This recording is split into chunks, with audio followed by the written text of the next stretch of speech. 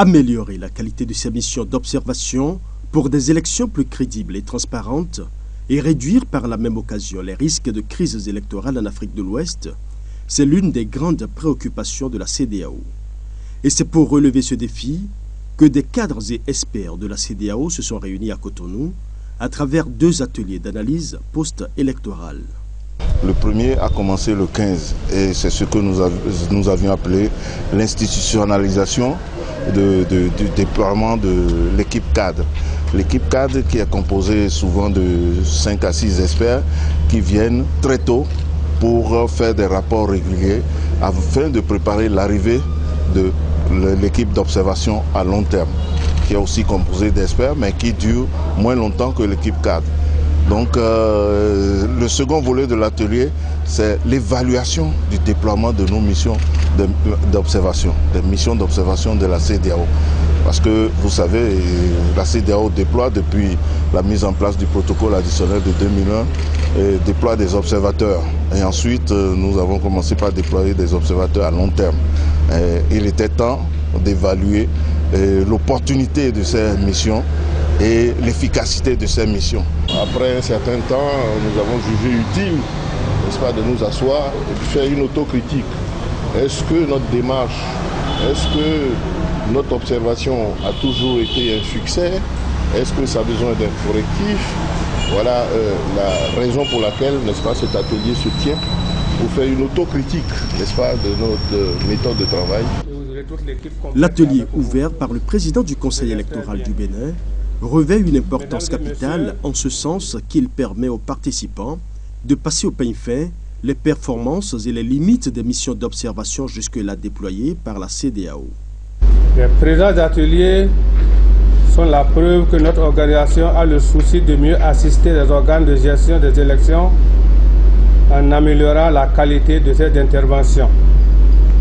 Qu'il s'agisse aussi bien de l'assistance financière, technique, logistique, que du développement des observations à long terme sur le terrain. Nous sommes en train de faire cette évaluation pour qu'on se dise la vérité, qu'on nous dise, que vous nous disiez ce qu'il va faire, faites-nous des recommandations pour que nous puissions les soumettre. Nous avons la chance que bientôt on aura une équipe de management.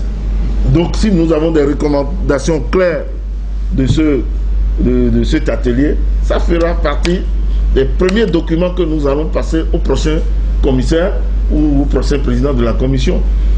Que nous avons fait un atelier d'évaluation, voilà ce que ça donne, voici les recommandations, voilà les conditions dans lesquelles les court terme et les long terme vont être déployés. Il s'agit donc pour ces hommes et femmes d'analyser l'ensemble du dispositif d'observation de la CEDEAO pour proposer des pistes de solutions à soumettre à l'instance sous-régionale pour améliorer et rendre plus performante son système de suivi et de contrôle des élections en Afrique de l'Ouest. Les participants, aussi bien du premier atelier que du second, ont d'abord analysé le contexte dans lequel les élections se déroulent actuellement, vu l'impact de la pandémie sur l'organisation des élections. Ils ont aussi analysé le contexte politique dans lequel se déroulent les élections ces dernières années. Et comme vous le savez, la CEDEAO, les États membres ont connu des coups d'État dans deux pays déjà. Donc, ils ont réfléchi sur les conditions de gouvernance dans la région. Et après avoir analysé l'environnement, dans cette analyse de l'environnement, ils ont aussi relevé le coût des élections, qui est très élevé de nos jours pour nos États. Donc, la réflexion a été aussi faite sur comment essayer de réduire ces coûts. Au terme des 2 ateliers, les assises de Cotonou ont relevé plusieurs points qui ne permettent pas à la CEDEAO de suivre avec efficacité tout le cycle électoral.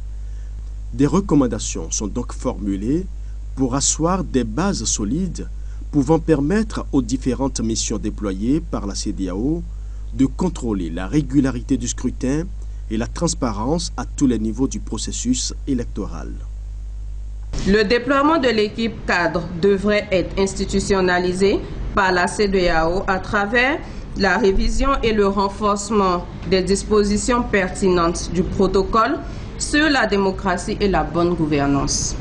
Les équipes cadres devraient être déployées pour une durée minimale de 45 jours, 30 jours avant et 15 jours après une élection.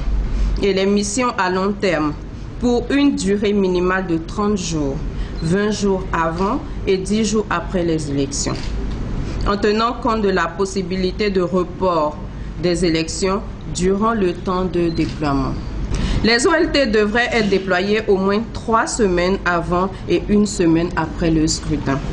Les équipes cadres devraient être composées d'un coordonnateur ayant l'expérience et les compétences requises afin d'inspirer le respect de toutes les parties prenantes et d'au moins 6 autres experts, en l'occurrence un analyste politique, un expert en élection, un expert juridique, un expert en médias, un expert en genre et inclusion et un expert en prévention de conflits.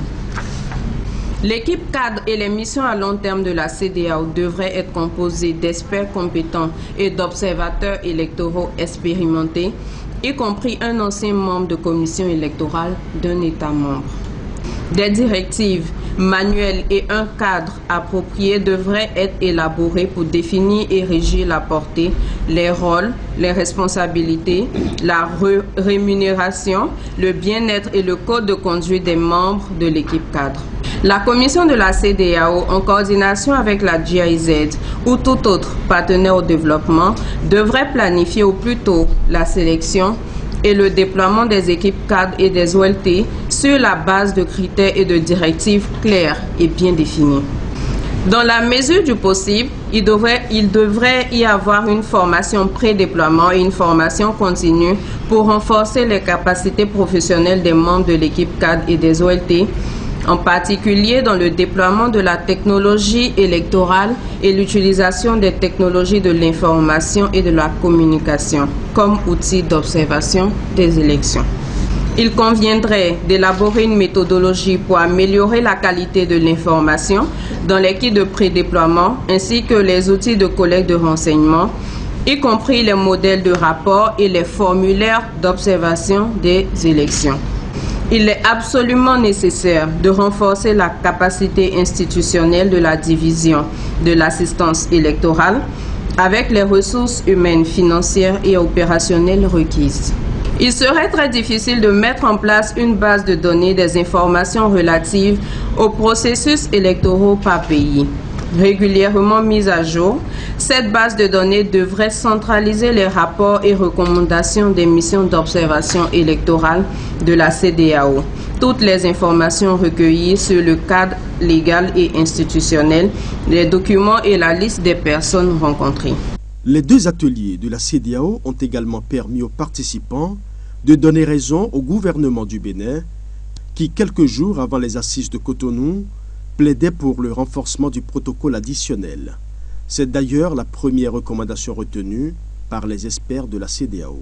L'urgence de renforcer les dispositions du protocole de la CEDEAO de 2001 sur la démocratie et la bonne gouvernance sur la base des recommandations de l'exercice de révision de 2014 et des réalités changeantes afin de renforcer la démocratie, la paix et la sécurité dans la région de la CEDEAO. Vous savez, le gouvernement béninois a fait une proposition de révision du protocole. Et je pense que les participants ont été bien inspirés. Leur recommandation va dans le même sens que la recommandation du gouvernement de notre pays pour qu'on puisse revoir le protocole et renforcer ce qui est à renforcer pour l'adapter au nouveau contexte. Vous savez, pour que la CEDEAO commence par s'intéresser aux affaires politiques, il a fallu en 1999 un protocole sur la gestion des conflits, sur la prévention et la gestion des conflits. Et ça c'était en 1999. En 2001, ils ont estimé que ce protocole était incomplet et que ça ne prenait pas en compte l'aspect démocratique et les élections. Et c'est là qu'il y a eu un protocole additionnel qui prend en compte les aspects électoraux et l'intervention pour promouvoir la démocratie. Maintenant, il est temps de réviser encore ce protocole pour intégrer les nouvelles donnes le nouvel environnement d'organisation des élections dans notre région. Et je pense que nos responsables, ils vont prendre en compte. Nous souhaitons qu'ils considèrent ces recommandations afin que l'environnement démocratique soit plus prospère à nos États. De grandes réformes s'annoncent donc au sein des missions d'observation électorale de la CEDEAO. L'institution sous-régionale s'emploie à garantir au sein de l'Afrique de l'Ouest une alternance crédible à travers des élections pacifiques, libres et transparentes.